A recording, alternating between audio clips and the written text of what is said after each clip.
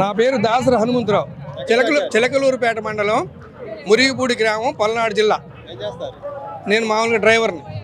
జగన్మోహన్ రెడ్డి ప్రభుత్వం అధికారంలో వచ్చి రాష్ట్రంలో ఉద్యోగాలు లేవని ప్రతిపక్షం తీవ్రంగా ఆరోపిస్తుంది. ఓకే, మీరు అన్న మాటకి ఒప్పుకుంటా. 2019 దాకా ఎవరు ముఖ్యమంత్రి వర్యులు? నారా చంద్రబాబు నాయుడు గారు ముఖ్యమంత్రి వర్యులు. ఆ తర్వాత జగన్ గారు గెలిచారు 2019లో. గెలిచినప్పుడు నేను ఏపీపీఎస్ ద్వారా గ్రామ సచివాలయ వ్యవస్థని ఫిలప్ చేయాలనుకున్నాడు కదా, వ్యవస్థను పెట్టి. ఆ వ్యవస్థను పెట్టినప్పుడు అప్లికేషన్లు ఎంతమంది పెట్టారు? 21 లక్షల మంది పెట్టారు. వాళ్ళు ఎగ్జామ్ అటెండ్ చేసిన వాళ్ళు ఎంతమంది? 18 లక్షల మంది అటెండ్ చేశారు. దానికి ఎగ్జామ్కి అటెండ్ అయ్యారు. వాళ్ళు క్వాలిఫై అయిన ఎంతమంది? 1,35,000 మంది క్వాలిఫై అయ్యారు, ఉద్యోగాలు చేసుకుంటున్నారు. మరి ఆయన రాబోయేటప్పుడు అప్పుడప్పుడు పుట్టుక రాలేదు కదా. ఏది 21 లక్షల మంది నిరుద్యోగులు? మరి రాసిన వాళ్ళు 18 లక్షల మంది అప్పుడప్పుడు పుట్టలేదు కదా. మరి వాళ్ళు నిరుద్యోగులేక ఆయన రాబోయేటప్పుడు మరి ఆయన ఇవ్వచ్చు కదా, చంద్రబాబు నాయుడు గారు ఇవ్వచ్చు కదా. నిరుద్యోగులు అంటున్నారు కానీ మరి ఆయన వచ్చినప్పుడు జగన్ రాగానే 21 లక్షల మంది పుట్టారా? ఒక మాట మనలో మాట, మీరు కూడా ఫ్రాంక్గా ఆలోచించండి. వాళ్ళు నిరుద్యోగులు అయితేనే కదా గ్రామ సచివాలయ వ్యవస్థకి ఎగ్జామ్స్ పెట్టుకుంది. మరి ఆ రోజు క్వాలిఫై అయింది 1,30,000 మంది. మరి వాడు ఉద్యోగస్తులే కదా. ఆయన మహానుభావుడు కనుక ఆయన దమ్ము ధైర్యం ఉంటే సచివాలయ ఉద్యోగస్తులు మంచోడు కాదనుకుంటే తీసేయమనండి. ఏ కోర్టు అయినా తీసేసిద్దామో తీసేమండి. పబ్లిక్ సర్వీస్ కమిషన్ ద్వారా ఫిలప్ చేసినట్టు తీసేసే హక్కు ఎవరికి లేదు. మరి వాళ్ళ 15,000 అయ్యింది, 15,000 నుంచి మళ్ళీ 25,000 26,000 వస్తుంది. మరి వాళ్ళందరూ ఉద్యోగస్తులే కదా.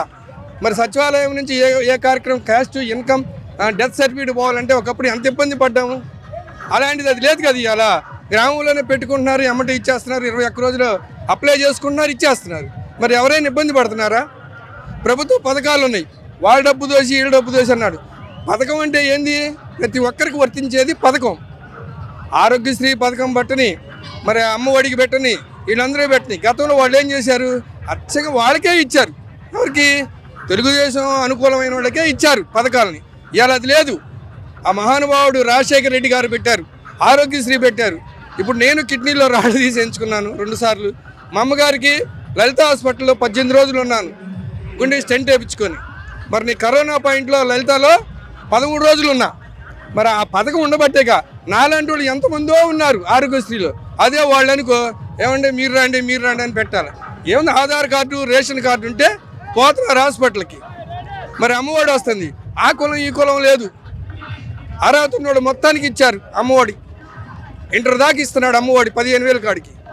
మరి 45 సంవత్సరాల నుంచి 60 సంవత్సరాల లోపు 18,750 రూపాయలు ఇస్తున్నారు. మరి ఈ ఓబీసీలో కూడా ఉన్నారు. ఎవరికి? నాయుడులో ఉన్నారు, వైశ్యాస్లో ఉన్నారు, కమ్మాస్లో ఉన్నారు, రెడ్డీస్లో ఉన్నారు. మరి వాళ్ళు కూడా తీసుకుంటున్నారుగా. మరి టైలర్లకు ఇస్తున్నాడుగా, ఆటో వాళ్ళకి ఇస్తున్నాడు కదా. వాళ్ళందరూ ఒకే పార్టీ వాళ్ళు కాదుగా, అన్ని పార్టీ వాళ్ళు తీసుకుంటారు. కేవలం నాయకులు మాట్లాడటమే కానీ ఈ ప్రజల్లో ఎవ్వరికి లేదు.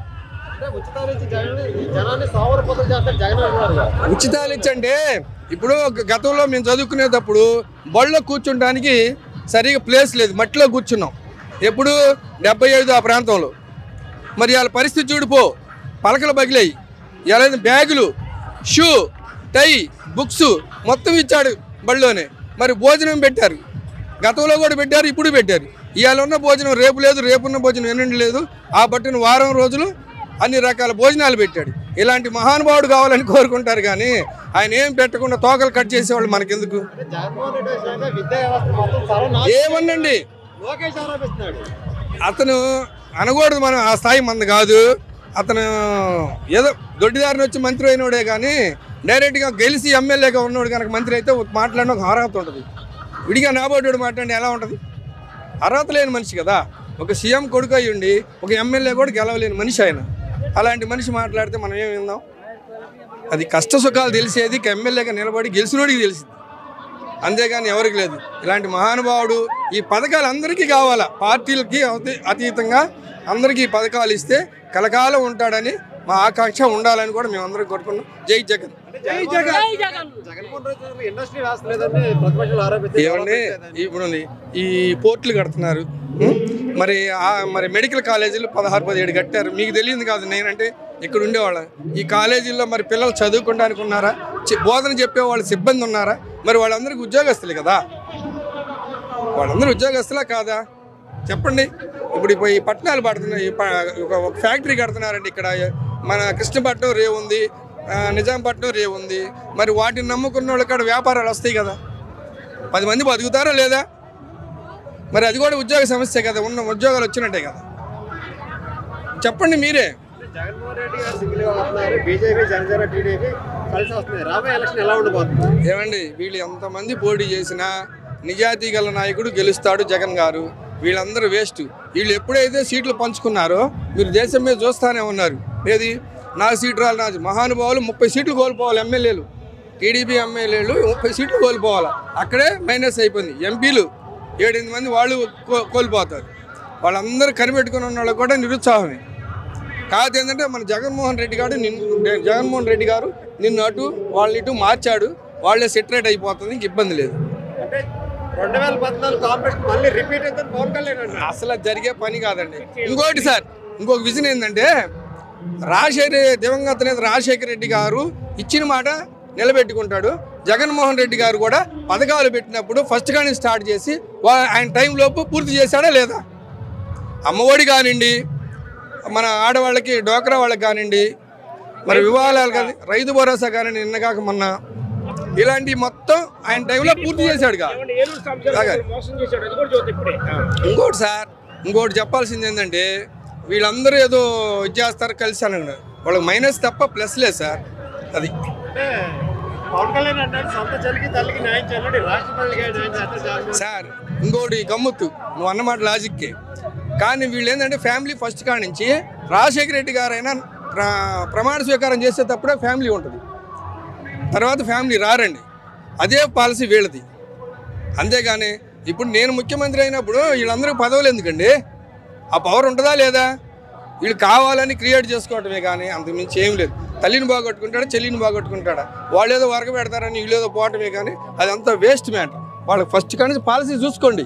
గత రాజశేఖర రెడ్డి కాడి నుంచి 2005 కాడి నుంచి చూసుకోండి. ఫ్యామిలీ బయటికి రారు, ప్రమాణ స్వీకారం రోజే వస్తారు, ఏదైనా ఫంక్షన్ల కాడికి వస్తారు. ప్రత్యేకంగా దానికి ఒక కేటాయించిన టయాన్ని రాజకీయంగా ఎంటర్ కారు. బాబు వాళ్ళ చెల్లెలు పెత్తనం అయ్యా, వాళ్ళ అన్న పెత్తనం అయ్యా, అవి ఎక్కడ నిన్నావు మరి జగన్ కాలంలో. మరి సొంత బాబాయ్ వైవి సుబ్బారెడ్డి గారు, బాలినేని శ్రీనివాసరెడ్డి గారు వాళ్ళందరికీ అయిన వాళ్ళే కదా. వాళ్ళని ఎలా చూస్తున్నారు? అందరు ఎమ్మెల్యేలతో పోటే చూస్తున్నాడు. వీళ్ళకైనా ప్రత్యేకత ఏమన్నా వేసారా మీకు తెలియదా? అయిన వాళ్ళే వీళ్ళు. అయిన వాళ్ళే నేను దగ్గరికి తీసి ఇచ్చేసాడా? ఎలా చూడాలో అలా చూస్తాడు. లేకపోతే ఇంతమంది మన అమ్మటి ఉండరు. ఈ రాష్ట్రంలో రాక్షస పరిపాలన తరుము కొట్టాలి, మన ప్రభుత్వం అధికారం రావాలని లోకేష్ అంటున్నాడు. అవి అంటుంటారు సార్, అవి సహజం, ప్రతిపక్షాలు కాబట్టి అంటారు. కానీ అది జరగదు. మహానుభావులు చేశారు, ఆ పథకాలు పెట్టారు. ఇది పెట్టిన పథకాలు ఎక్కువగా ఎస్సీ, ఎస్టీ, బీసీ మైనార్టీల వాళ్ళందరికీ మాత్రం బాగున్నాయి ఉపయోగాలు. డైరెక్ట్ దళారీ వ్యవస్థ లేదు. అకౌంట్ క్యాష్ టు అకౌంట్ తల్లుల ఖాతాలోకి వెళ్ళిపోతుంది.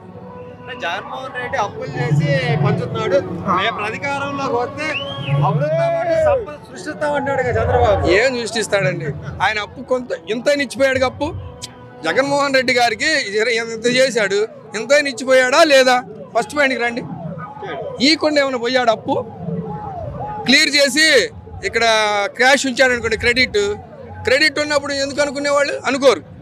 ఇంత ఇచ్చిపోయాడు డిబేట్లో, అంత తప్పని ఇచ్చాడు. మరి ఆయన ఎందుకు ఇచ్చిపోయాడు? మహానుభావుడు, తెలివికల్లోడు, 14 సంవత్సరాలు ముఖ్యమంత్రి చేసిన మహానుభావుడు. కాబట్టి ఇవన్నీ సహజం. పరిపాలన చేసేటప్పుడు అప్పు చేయాలి. ఒక కుటుంబం ఉంది, ఒడిదుడుకులు వస్తాయి. ఇప్పుడు కరోనా టైం 2 సంవత్సరాలు మీరు చూశారు, ఎంతోమంది ఇబ్బంది పడ్డారు, ఎంతోమంది చనిపోయారు మహానుభావులు. మరి అవన్నీ నెట్టుకొని ఏ పథకం ఆగకుండా అందరికి ఇచ్చుకుంటా బ్రహ్మాండంగా చేశాడు. ఇంతకన్నా మహానుభావుడు మాకు ఇంకా అక్కర్లేదు. ఈయన ఉంటే చాలు కలకాలం. ఈ రాష్ట్రంలో ఒక రాజధాని కట్టలేదు, 3 రాజధాని ఎలా కడతాడని చంద్రబాబు ఆరోపిస్తున్నాడు. అవి సహజంగా అంటుంటారండి. వాళ్ళు ఏమన్నారు? హైకోర్టు కర్నూలు అన్నారు, ఇక్కడ వచ్చేలేకేమో అసెంబ్లీ ఇక్కడ అన్నాడు, అక్కడ పరిపాలనా రాజధాని అన్నాడు. ఎక్కడే ఉండు సార్, ఇక్కడ కూర్చొని ఈ ఒక సెల్ తీసుకొని ఇలా నొక్కంగానే నీకు 1 లక్ష వస్తుంది. ఇటు నొక్కంగా ఎడగబోదు. ఇవాళ ఇంటర్నెట్ ఈ విధంగా ఉన్నప్పుడు కూడా, టెక్నాలజీ పెరిగినప్పుడు కూడా ఆయన ఎక్కడ పని చేస్తే ఏమి? రాజధాని ఏడు ఉంటే నువ్వు పోతావు, నేను పోతావు, నీకు వీడియో ఉంది కాబట్టి నువ్వు పోతావు, మేము ఎవరు పోతాం? మేము పోలేం కదా అక్కడికి. సచివాలయానికి ఎవరు ఎంతమంది పోతారు రాజధానిలోకి? అసెంబ్లీ గేటు కాడికి రానిస్తారు మమ్మల్ని? నువ్వు చెప్పు. అసెంబ్లీ గేటు కాడికి మాలో ఉన్న 10 మంది మేము కార్యకర్తలు మమ్మల్ని ఎవరైనా రానిస్తారా? పరిపాలన ఎక్కడుంటే ఏమండి?